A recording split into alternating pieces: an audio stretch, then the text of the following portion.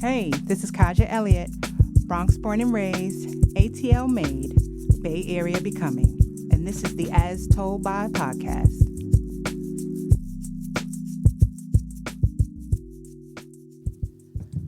All right, once again, it's on. We back for this week's episode of the As Told By podcast. So, y'all know how I feel about food and all things culinary. And this week, I'm a fan of people, whether I know them or not, but I watch their work and I'm inspired by their work. And then sometimes I reach out to them and like, hey, do you want to come up to the podcast? So today I have Star Chef's Rising Stars Game Changer, contributing writer for Resy, owner and founder of the highly anticipated Burdell restaurant, Chef Geoff Davis. If you're not familiar with him, you will be.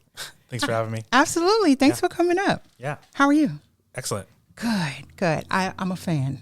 Thank you. Of what you do. I appreciate that. Yeah. Yes. I've been to one of the pop-ups. We'll talk about that more. Awesome. Yes. But Burdell, I'm hearing a lot of anticipation and buzz about what is to come with your opening later this year. Yeah. We've been really fortunate to have a lot of people really feel connected to the story that we're trying to tell and with the food. So it's been a lot of fun to see just a different aspect of food being represented in a serious way that's getting some traction. So it's exciting. And it's an exciting time. We need more of this coming to Oakland. So, I mentioned in the intro that you and I don't know each other. This is our first time meeting. Yeah, like 3 minutes ago. Yeah. So I did a little bit of research, but, I want to get information with the rest of the listenership. So tell us a bit about who you are. I know that I read that your family's history is a primary inspiration for the restaurant. And I know that Burdell is actually the name of your maternal grandmother. Yeah. So, I guess kind of like the story of the restaurant and why it's called that is about honoring those traditions and remembering grandmothers and those that you share meals with at your youngest age. So I think that just really captured my imagination, just using my grandmother's name and then just tapping into those memories of sitting at the table on holidays and stuff like that. So I just really want to have that kind of feel. But my grandmother was in New Jersey. That's where my mom was born. My dad's side of the family kind of was in the Philadelphia area. Okay. So I was born just outside of Philadelphia. And so I have a lot of memories of before we moved to California, but we moved to California when I was pretty young. But as I got older, both sets of my grandparents moved out to California, just trying to get away from the bad weather and those kind of things. But, they brought, as a pretty much around the time I was third, fourth grade. So grew up and came of age with them around both sets. So it was pretty cool to be able to share, all those really celebratory, nostalgic meals with them. And it really shaped, how I viewed food, especially my grandmother Burdell, my mom's side, and then my grandfather Warren, also on my mom's side. He owned a farm in New Jersey. And so, I just remember as a child, just his excitement over cantaloupe as it came into season and corn and as we got into fall, even just cabbages, he was just really excited and as a young boy, learning how to pick them in the grocery store and stuff like that. Just really, so I was always really fascinated with that kind of stuff. And just try to do some other things. But just kept coming back to food. And, That's great. I mean, I'm going to get into this more about this renewed interest in Black farming. But, what you described is the story of a lot of Black people, right? But, everyone doesn't parlay that into a career as a chef. So when did you come to know that this was the path you wanted to take, or did that gradually become clear over time? I think it became clear over time. I mean, I've, my parents had an interest in restaurants and stuff, and So I remember going to restaurants kind of quite a bit as a kid, and like, you know, my mom would just like try to engage with me of like what I liked about the restaurant, what I didn't like, or push me to try new things. And I love that. And then as I got older, we would pick a cookbook for the summer and cook, you know, recipes out of the cookbook like 2 or 3 times a week during the summer. And I would like have a budget and be in charge of like shopping and buying the stuff to make the recipe and stuff. And so, you know, it was just like really got into that stuff. And, you know, both my parents are academics, and we're like, you know, this is going to be a fun hobby for him. And, you know, then he's going to go on to do something else. But I just kept coming back to cooking. So, I decided to drop out of school, you know, to become an English major and go to culinary school. I went to the Culinary Institute of America in Hyde Park. Okay. Hyde Park, New York. New York, yeah. Okay. And decided to come back to California because that weather thing. That weather is a trap. Gets the East Coast people out here on the West Side. Totally. So yeah, and you know, living in New York as you know, a 21-year-old is pretty difficult. I could see myself doing it now, but you know, yeah, I was just ready to come back to California, so found myself back in California and in the Bay Area. So yeah. All right. I love that story that you just told about kind of being introduced to restaurants and culinary experiences earlier, and being encouraged to order things or try things outside of the norm. Please, when you take your children to eat, they don't always have to have chicken fingers. Please push them to get other things. Yeah, totally. I mean, they should be able to you know, I think it's just like I think like a lot of parents, I'm not a parent, so I can't really like, you know, have a huge opinion on this, but I really think that it's your kids being picky is a creation and not necessarily the norm. So like, I know that's right. Thank you. So like your kids being picky is probably because you're picky or you think that they should be picky. So right. My philosophy was always picky kids are hungry kids. Totally. Unless you're allergic, try it. Totally. Like you know, like cultures that around the world that, you know, they eat smoked fish or something, like the kids are eating that, you know, it's not like there's pizza on a kid's no menu. Ranch. Yeah, so yeah. I love it.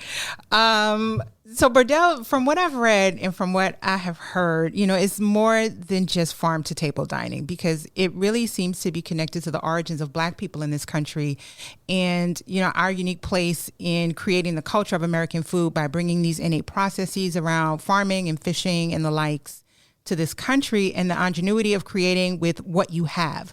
So as you build on the legacy of that in your career, what parts of that do you want to make progressive, and what parts of that do you want to keep untouched?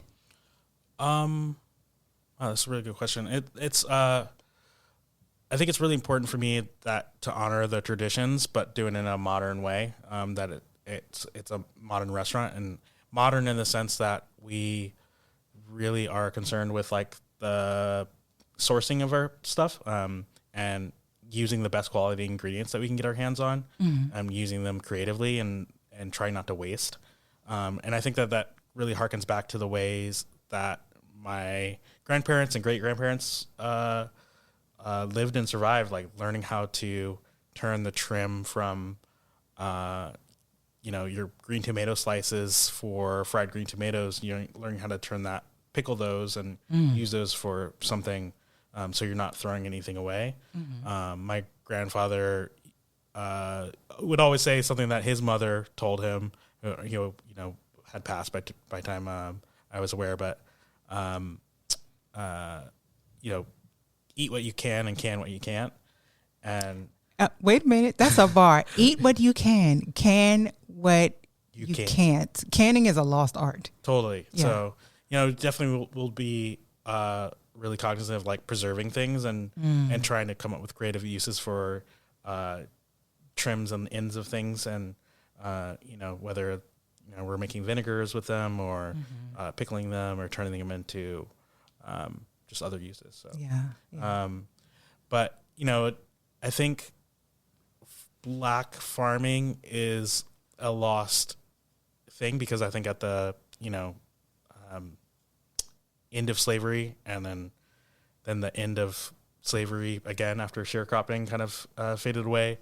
I don't think black people want to get away from the South, and were moved into areas where farming wasn't even a possibility, or sometimes and still to this day, like eating vegetables isn't as much of a possibility. And so I just want to kind of like harken back to the fact that black food is not in its core unhealthy or not full of vegetables or things that are good for you, because at its core, that's really what it is. That's what it was. And so it's just been, all the metro areas of the north that everyone migrated to, it was just like so hard to access healthy food, and it's just been kind of like beaten into our being and like our existence as like our diets and our habits and stuff. And I think it's really important to show that like there's so much range, there's so many different dishes that are vegetable based and healthy and good for you and nourishing. Like so.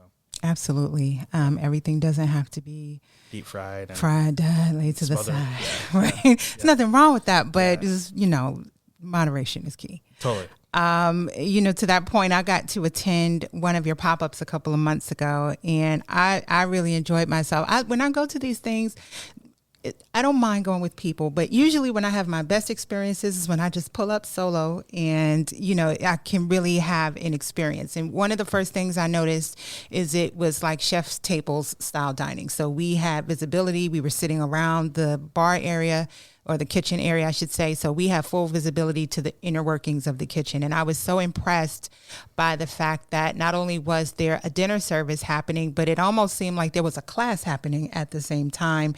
You had, your team there working with you, but I could see you giving them direction and course correcting as things went along. So I felt like I got a dinner and a show. Yeah. I was entertained and well fed. Awesome. Yes. Well, what's been the importance for you of bringing along chefs who are earlier in their journey in the process? I mean, I think it's really important. I mean, I had that, had mentors along the way, and I think it's really hard to teach people, and but it's so important that we continue passing down of knowledge and passing down of our attempt at excellence and our drive to really refine the craft. And that's what's really important to me. My background is in, Michelin starred restaurants and fine dining. And I think that those systems really exclude Black people in a lot of ways. And so, part of the reason for Burdell is, to make space for people of color to feel comfortable in the kitchen and still learn excellence and technique. Yeah. So. You bring up an interesting point because I feel like we see this advent right now of cooks, many of whom are successful, who have not gone through the traditional route of culinary school, and certainly not those who have, cut their teeth in Michelin star restaurants. Do you think it's possible to have a certain level of success in the industry if you are self-taught versus formally taught, or do you think there will always be a distinction? I mean, success is relative, right? So yeah. I think you can make money, you can have a successful business, but I think with the aspirations of those kind of restaurants that I came up in, I think that you need to have experience working in those kind of restaurants, and have a good foundation of skills and a good technique and a full understanding of the basics before you start creating. Yeah. Just like, I think, a great musician, you need to learn how to play the classics before you start writing your own songs. Got it. So I think that's really important. Okay. Yeah. Talking to people like me who do not have, as much as I love to cook, I'm just always so reminded of all the skills I don't have. Last summer, I decided to try and teach myself to grill. I was watching a big PBS nerd, so I was watching a lot of Stephen Reichland to try to get techniques about smoking and creating indirect heating zones and all the things. But, there's professional and then there's the house. I mean, everybody cooks, so it's like, I think it's like a thing that like people identify with cooking, but like, cooking professionally and cooking in a restaurant is like a totally different thing. I mean, there's innate pressure, but there's also, pressure that we put on ourselves that we're, people are spending their hard-earned money and you really want to deliver the experience, and a million things go wrong and you need to be able to adapt and have that backbone of like technique to be able to like really deliver something that's consistent and delicious. And so you can't fake it at the Michelin star restaurant. You have to be trained. Well, I loved my experience at the pop-up. I always love when I come to a dining experience and I have to pull out my phone and start looking up what things are, which I had to do. Awesome. At your pop-up. So, food and learning and the show.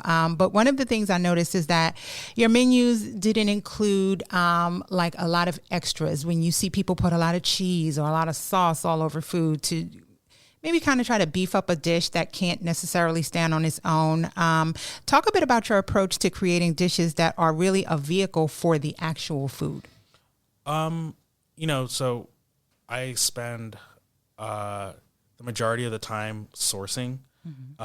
And so for each dinner, I typically go to 3 markets around the Bay Area. We actually have a pop-up coming up this Sunday at Mago again. And so, tomorrow morning, kind of the market runs continue. So I'm going to Marin tomorrow morning to go pick up some stuff for the pop-up. And then I'm going to Friday market and then Saturday. And then I'll probably potentially have to go to West Oakland on Sunday. Okay. So there's a lot of sourcing that goes into it. And I have relationships with a lot of these farms, and the stuff is just, it's worth the amount of running around and driving for. And it's really important for me to like let the stuff just kind of speak for itself because it's so delicious. Like the broccoli that we get is just like so sweet. I think you had, it's just like so sweet. It doesn't taste like starchy or bitter. Yeah. So we just don't need to do stuff to cover that up. We really want to let those things shine.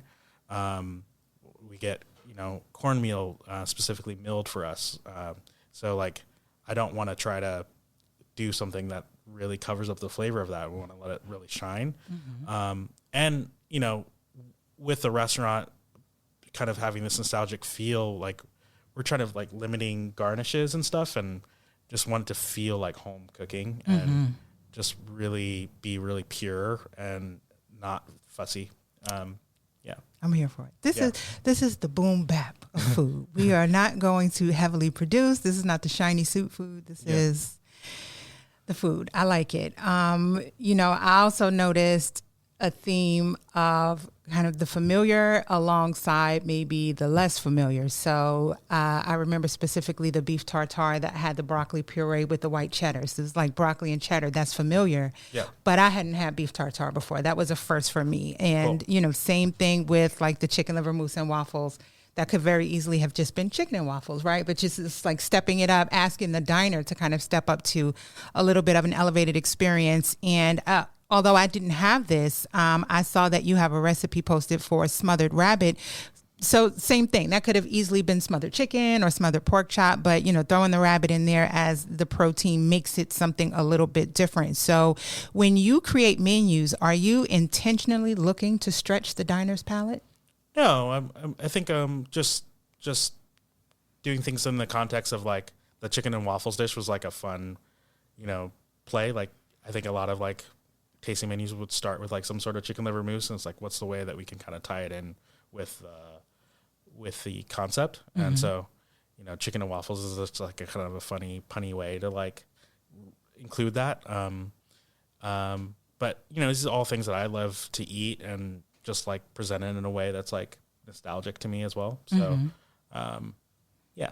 Okay. Yeah. You're a fan of nostalgia. Yeah. I found in my research, I really enjoyed the hominess of the variety of things that food was being served on. So I understand you're a collector of vintage Pyrex. Yeah. I'm actually like, there's someone that I buy some stuff from that I met on Instagram, but now she like tries to find some stuff for me in Indiana.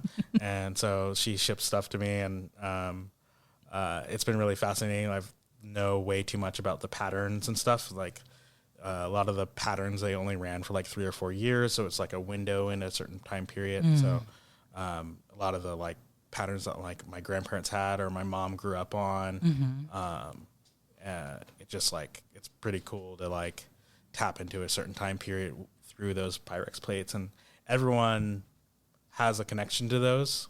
Not everyone, but like most people have connections to those. And so it's like pretty cool to like see that stuff come back around and just really, you know, just tie in with the time period that we're trying to kind of capture. So. Yeah, because it reminded me of what you would find at somebody's multi-course meal in their southern home, right? And we've all had, my family's from South Carolina. I certainly have had that experience. I think we had the white with those little blue, it looks like daisy flowers on the Pyrex. Yeah. So yeah, that's like a good memories. That's a early 70s pattern, you know, so. That sounds about right. Yeah. So, yeah, it's really cool, you know, just being able to kind of like reconnect with those things, and we're trying to do the same thing with like our silverware for the restaurant.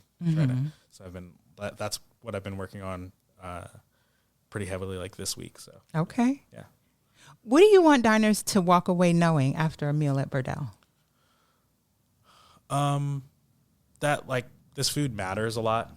That soul food matters a lot. And you know, Burdell is squarely a soul food restaurant, and squarely like a black food restaurant, but it's not a Southern restaurant.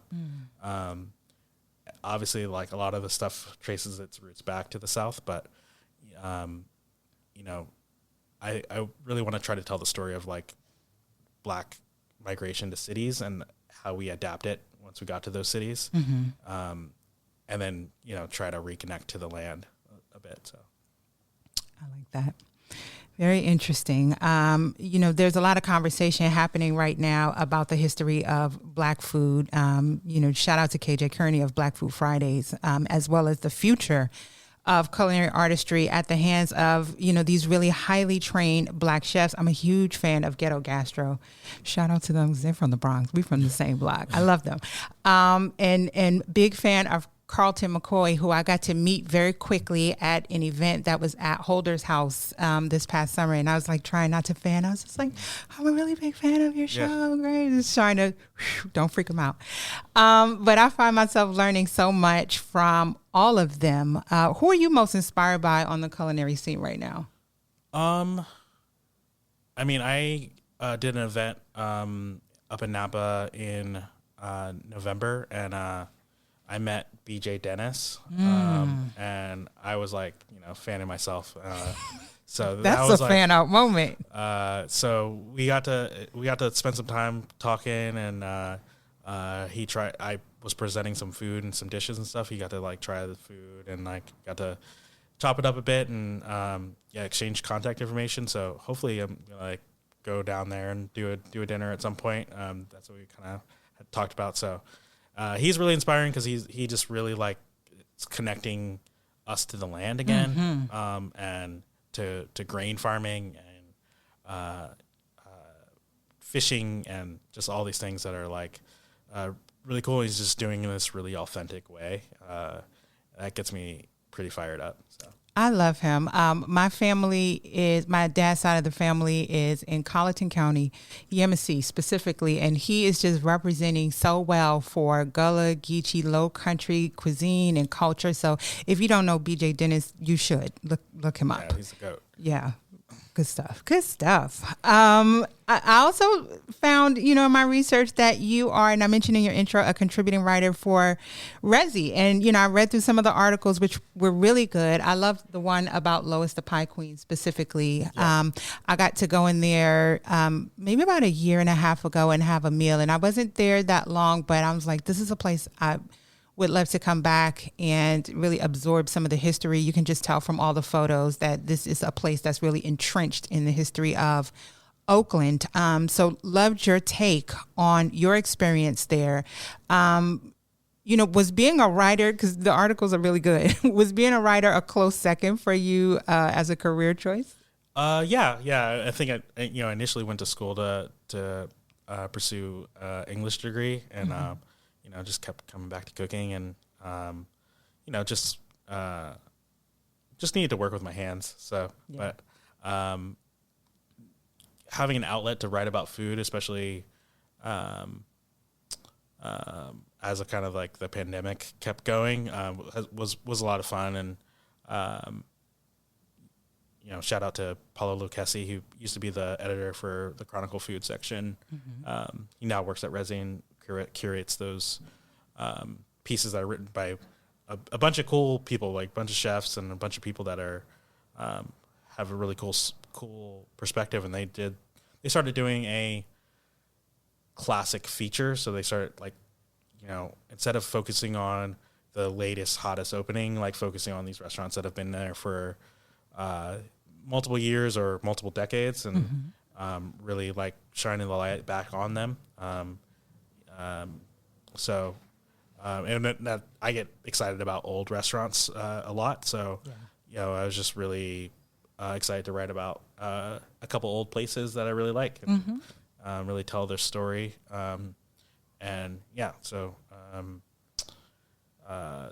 Lotus Pie Queen is just like it's a absolute institution. And if you're in Oakland and you haven't been there, you're not doing it fully. So you're not. Yeah.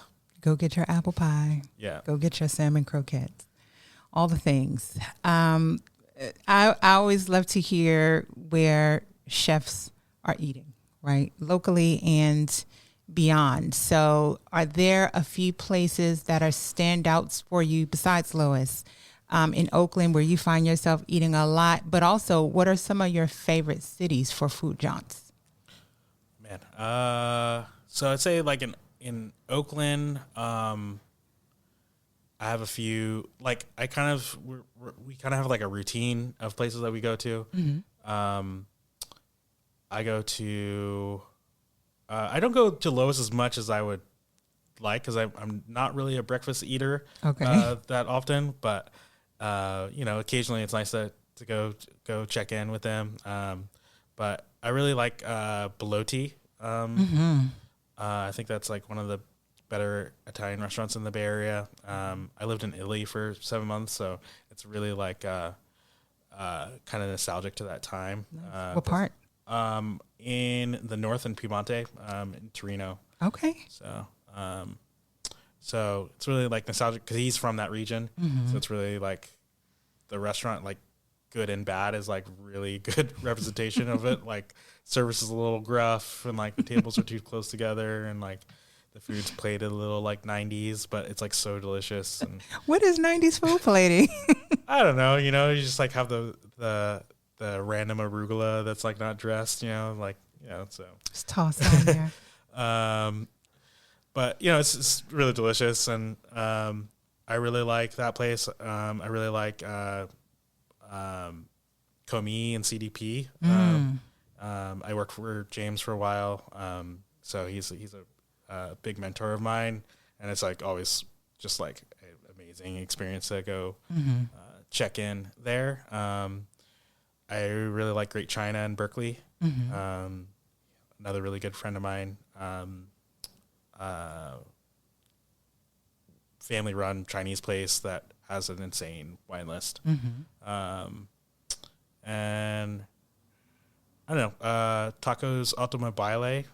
That is okay, y'all. Remember, I posted about that not long ago. That is the place for tacos. That's the place for pozole.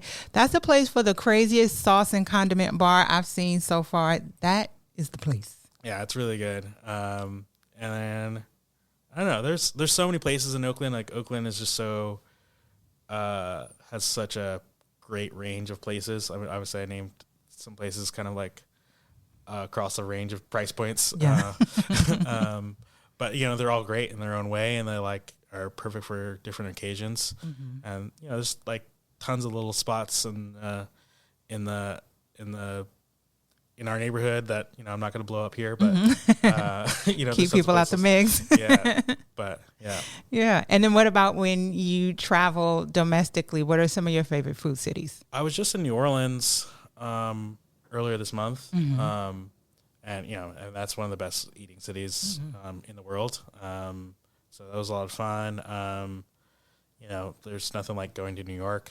I mean, it's pretty endless amount of food going on. I'm really loving Chicago for food.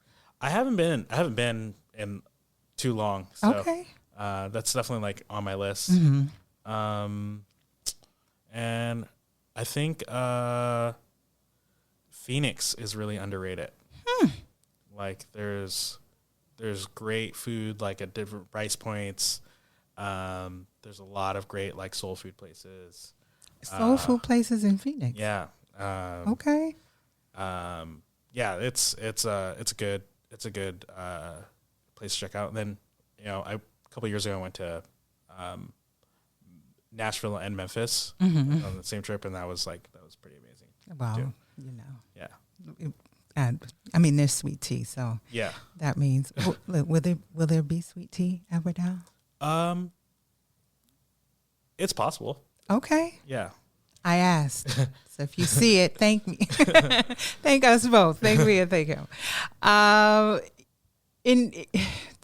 This probably will sound like a shady question. I swear it's not. But, you know, in a world of hookah and Alfredo sauce and grass walls and neon signs, what do you want people to know about who you are in this industry? That I'm none of those things. Release the chokehold of Alfredo sauce, please. Yeah, I mean, you know, I think we're trying to tell the story of nostalgia, and so, you know, I definitely don't want to ride any trends. Mm-hmm. You know, we signed a 15-year lease, so come on, commitment. We're going to be on there for we're going to be, you know, in the neighborhood for a while, and you know, I don't want to be concerned with like what's kind of like popular right now, and really just be focused on just like connecting with like our shared memories and nostalgia of like our grandmothers and the food that, you know, connects families together. So yeah. I'm really coming to understand, not just coming to understand, but really appreciate the role of grandmothers in people's lives as I talk to people and, you know, a culinary and all other kinds of entrepreneurs and musicians, etc. But one of the things that has been a common thread is the impact people's grandmothers have had on their lives. So shout out to the grandmothers. Yeah. Yeah. Well, I know you mentioned the pop-up. By the time this episode airs, the pop-up will have already happened. But just to get people warmed up for what they can expect, what can they expect at this pop-up? Or what they already had. What they already had, but what you can maybe expect from I don't reveal menus. Okay. Just kind of intentionally, and you know, just if people post about it on their own thing, that's fine. But I never repeated a dish with the pop-up, and kind of in the same way at the restaurant, really want to be focused on like what's in season that week, and then use it to make dishes. And so there won't be, you know, there will be some staples that are on there that are less produce driven, like, you know, the breads that we make and stuff like that. But okay.